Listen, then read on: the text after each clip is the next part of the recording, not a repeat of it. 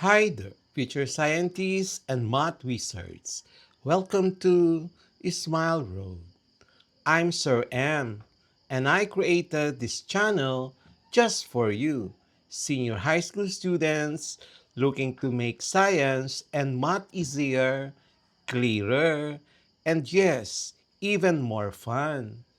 Each meeting, I'll guide you through lessons using simple explanations, real life examples, and even a few challenges to keep your brain sharp.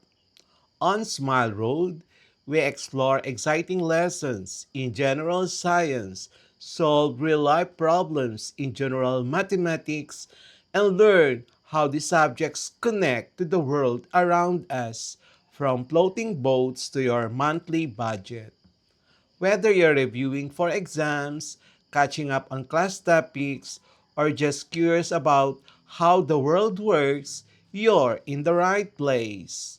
Don't forget to hit that like, subscribe, and notification bell so you won't miss any of our learning adventures here on Smile Road. So, are you ready to start this journey with me? Let's walk the road of knowledge with a smile. Our topic for today is about um, grade 11 general mathematics, numbers, and algebra, quarter 2. This is quarter 2, numbers and algebra, lesson number 10, exploring and sketching graphs of basic functions with and without technology. Intended learning outcomes. By the end of the lesson, the learner should be able to identify and describe the characteristics of different types of functions: linear, absolute value, quadratic, square root, and cube root. Letter B. Determine key features of each function, such as intercepts, domain, range, symmetry, and vertex or turning point. Sketch the graph of linear, absolute value, quadratic, square root, and cube root functions manually using plotting points. Use technology, Desmos, GeoGebra, or graphic calculators to visualize and verify the graphs of these functions. Letter E. Compare and analyze similarities and differences among the given functions in terms of shape, slope, and growth. Letter F. Apply graphing skills to interpret real-life situations modeled by these functions. Linear functions. The general formula for is a function of x is equal to mx plus b. Graph shape is a straight line. Key features. Slope m determines steepness and direction. Positive, rising. Negative, falling. B is the y-intercept, where the line crosses the y-axis. Domain and range. Both are all real numbers, real-life examples, constant speed motion, direct cause proportionality, absolute value functions, general form. A function of x is equal to absolute value of x, or a function of x is equal to a absolute value of x minus h plus k. Graph shape, it's a V shape. Letter C, key features. Vertex at HK. The symmetry about the vertical line. X is equals to H. Slope changes from negative to positive at the vertex. Domain, all real numbers. The range y is greater than or equal to k times y. F. Real life examples: distance, absolute error, deviation from a target. Number 3, Roman numeral number 3, quadratic functions. General form: a function of x is equal to ax squared plus bx plus c. So the graph shape is the parabola, somehow a U shape. Key features: opens upward if a is greater than 0, downward if a is less than 0. Vertex is maximum if a is less than 0, or minimum if a is greater than 0. Axis of symmetry: x equals to negative b over 2 times a, and the domain, all the real numbers. Letter E, range, depends on vertex, minimum or maximum value. Real-life examples: projectile motion, area problems, optimization. Roman numeral number 4, square root functions. General form: a function of x is equal to a square root of x, or a function of x is equal to a times the square root of x minus h plus k. Letter B, graph shape: curve starting at a point and increasing slowly. Key features: starts at hk, and then the domain is x is greater than or equal to h. The range is y is greater than or equal to k. So letter D, real life examples: physics formulas involving square root, growth rates. Roman numeral number 5, cube root functions. A. General form: a function of x equals to cube root of x, or a function of x equals to a times cube root of x minus h plus k. B. The graph shape: it is the S shape. Key features: passes through HK, symmetric about the inflection point HK. Domain and range: all real numbers.